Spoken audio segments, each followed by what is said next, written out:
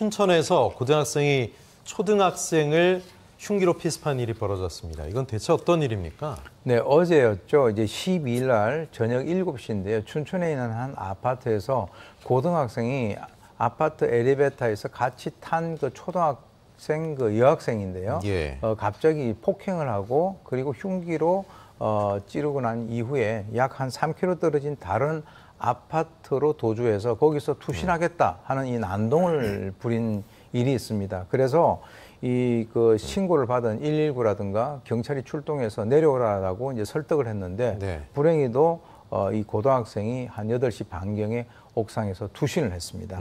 그래서 이제 피해자 이 A양 같은 경우는 다행스럽게 목과 손가락을 다치긴 했지만 생명에 지장은 없는 것으로 밝혀졌는데요. 천만다행이네요. 네, 예. 그렇습니다. 그래서 이제 경찰은 CCTV 등을 토대로 해서 과연 이 사건이 어떻게 발생이 됐는가라고 하는 그 사건 경위에 주목을 하면서 진행을 하고 있습니다. 네, 지역 언론사에 따르면 이 피습을 한 고등학생이 범행 전날 상담 교수와 상담을 했던 것으로 알려졌는데 상담 내용은 알려지지 않았고요.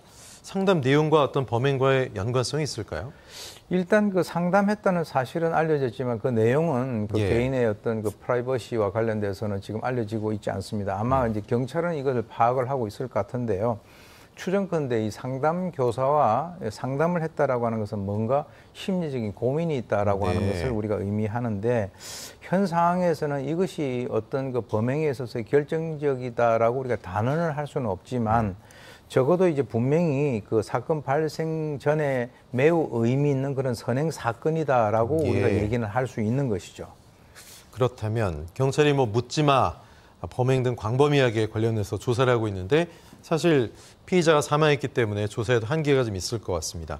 이럴 경우는 어디에 초점을 맞춰 수사를 해야 됩니까? 가장 중요한 게 이제 범행 동기죠. 네. 도대체 왜 그랬는지 예. 그리고 이 피해자인 그 초등학생하고 이 면식 관계였는지 아니면 그 이전에 선행 그 사건이 있었는가, 그 같은 아파트에 살고 있는가 이것도 우리가 알아봐야 되겠지만 아까 이제 말씀하셨듯이 경찰에서는 묻지마 범죄라고 이제 약간 흘렸다라고 제가 보는데 예. 그렇다면은 이 개인에 있어서 그 개인은 자기가 속해 있는 그 가정에 있어서 여러 가지 문제가 있을 수 있다라고 추정을 합니다.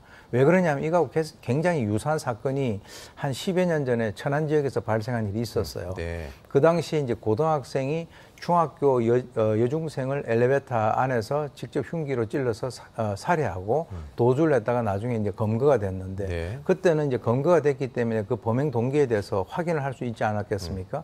그 당시에 아버지로부터 엄청난 어떤 폭행을 당해서 네. 자기가 아버지에게 복수를 하기 위해서 흉기를 가지고 있었는데 막상 아버지를 딱 마주치니까 그렇게 못했다는 거죠. 그래서 그 흉기를 지닌 채 엘리베이터를 탔는데 그때 마침 엘리베이터에 탔던 그 피해자가 웃고 있었다는 거죠. 네. 그래서 본인은 나는 이렇게 괴롭고 힘든데 너는 뭐 때문에 웃느냐라고 하는 그런 생각이 들어서 그 여중생을 살해했다 이렇게 얘기를 한 것으로 봐서는 제가 볼 때는 이번에 문제를 일으켰던 이 고등학생의 가정 문제를 포함해서 예. 주변 그 선행 사건을 중심으로 해서 경찰이 수사를 해야 될 것으로 봅니다. 네, 이런 끔찍한 사건 더 이상은 좀 안 봤으면 좋겠습니다. 말씀 여기까지 나누겠습니다. 우인성 교수님 고맙습니다.